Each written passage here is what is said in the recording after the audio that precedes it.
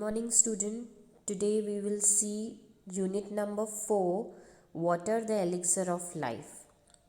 So we have completed half part of the unit. Now we will come to the second part of the unit, that is from the page number 20. In the later stages, the cutting up and washing away of the earth is only too painful, apparent in the formation of deep gullies and ravines which make all agriculture impossible.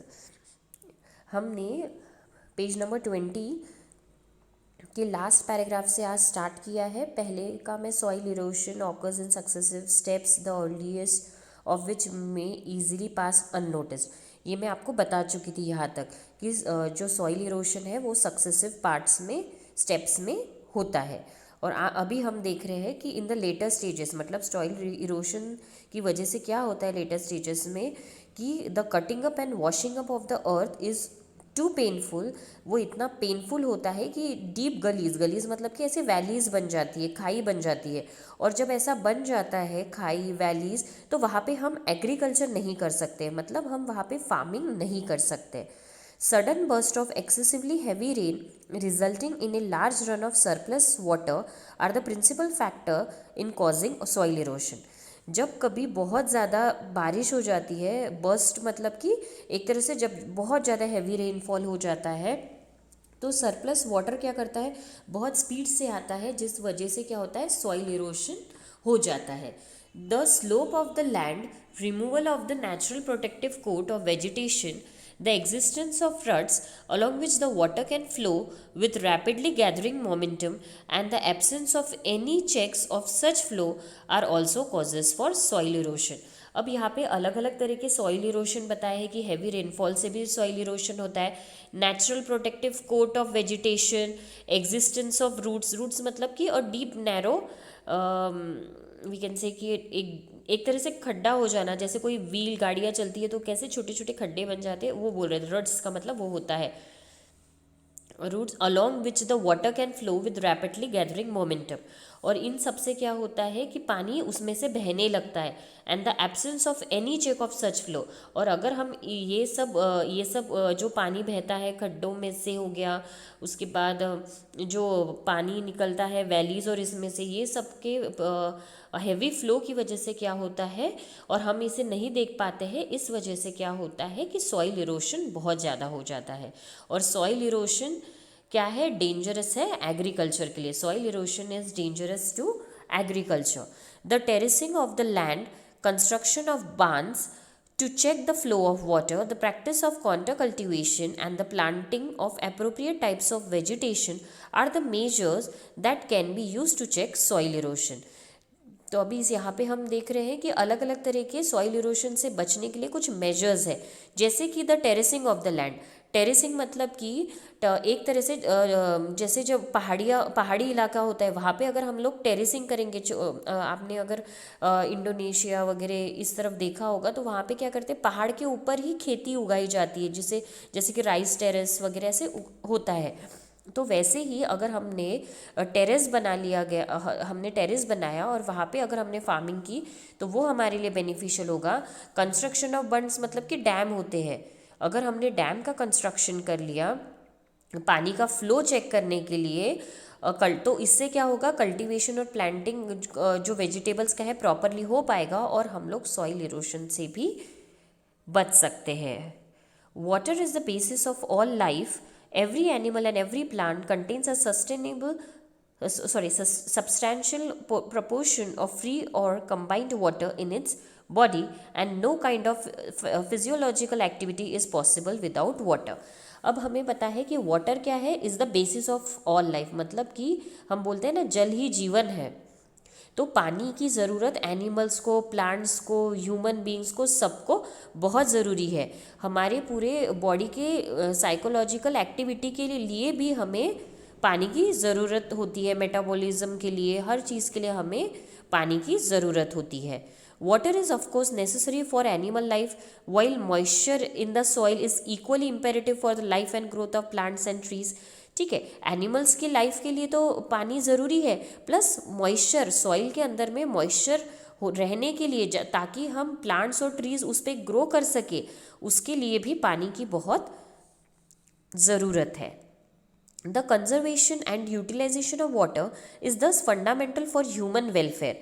ठीक है, जो cultivation है पानी का, conservation है और utilisation है, ये दोनों बहुत ज़रूरी चीज़ है हम मनुष्य जाति के लिए। Apart from artesian water, the ultimate source in all cases is rain और स्नोफॉल। ठीक है, और जो बाकी के ये होते हैं, तो वहाँ पे क्या होता है, बाकी की जगह वहाँ पे जो पानी होता है वो रेन और स्नोफॉल की वजह से मिलता है। Much of Indian agriculture depends on seasonal rainfall. The problems of soil erosion and of inadequate और irregular rainfall are closely connected with each other. जो हमारा इंडियन एग्रीकल्चर है वो क्या है, हमारे पानी पे डिपेंड करता है। जो सीजनल रेनफॉल होता है, जो हमारा रेनी सीजन होता है, उसके ऊपर हमारा जो फार्मिंग है वो डिपेंड करता है। The problem of soil erosion and inadequate irregular rainfall closely connected to each other. और जब कभी इनएडुकेट रेनफॉल होता है तो उससे क्या होता है, फार्मर्स जो है हैम्पर होते हैं, फार्मिंग के लिए उन्हें पानी नहीं मिलता है। तो ये सारी प्रॉब्लम्स होती है जब पानी नहीं रहता है। It is clear that the adoption of techniques preventing soil erosion would also help to conserve and keep the water where it is wanted। तो इसके लिए हमें क्या करना चाहिए कि नए टेक्निक्स निकालने चाहिए ताकि हम सॉइल इरोशन को रोक सके और पानी को स्टोर कर सके। Collection and utilization of rain water is therefore of vital importance, जिसे हम वाटर हार्वेस्टिंग बोलते हैं। तो इसीलिए हमें क्या करना चाहिए कि जो रेन वाटर है उसको स्टोर करके रखना चाहिए, कलेक्ट कर रखना चाहिए, ताकि वो हमें फ्यूचर पर्पज़ में यूज़ हो सके। Much of its flow down into the streams and rivers and ultimately finding its way to the sea. Credibly, large quantities of the precious fluids are thus lost to the country। क्या होता है कि पानी आता है, streams और reverse में जाता है और फाइनली सी में मिल जाता है।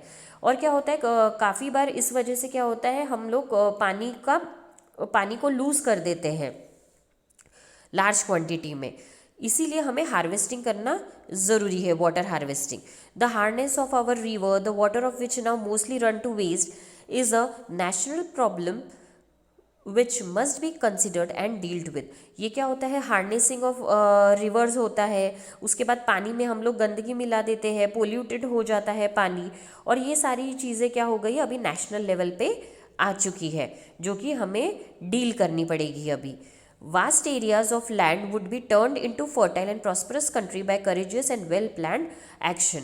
तो इसी के लिए, इसे रोकने के लिए हमें क्या करना चाहिए, प्रिवेंटिव मेजर्स लेने चाहिए। ज़्यादा से ज़्यादा हम फर्टाइल लैंड कैसे बना सके और कैसे हम ज़्यादा से ज़्यादा फार्मिंग कर सके, इसका हमें एक प्लान बनाना चाहिए। The systematic planting of suitable trees in every possible place is one of the most urgent needs of India। तो ये लाइन में बोल रहा है कि हमें क्या है, एक सिस्टमेटिक प्लांटिंग करना है, कौन सी ट्री कहाँ लगानी चाहिए, इससे क्या बेनिफिट्स होगा, ये सारी चीज़ों पे हमें ध्यान देना चाहिए, और ये अभी अर्जेंट नीड है इंडिया की। Such plantation would directly and indirectly prove a source of untold wealth to the country।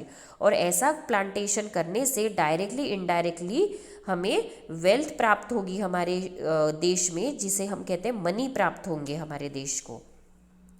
They would check soil erosion and conserve the rainfall of the country from flowing away to waste। और हमें क्या करना चाहिए कि soil erosion को check करते रहना चाहिए, और जो रेनफॉल का पानी है वो बह जाने से अच्छा हम उसे कहीं स्टोर करके रखें, ताकि वो पानी का वेस्टेज ना हो।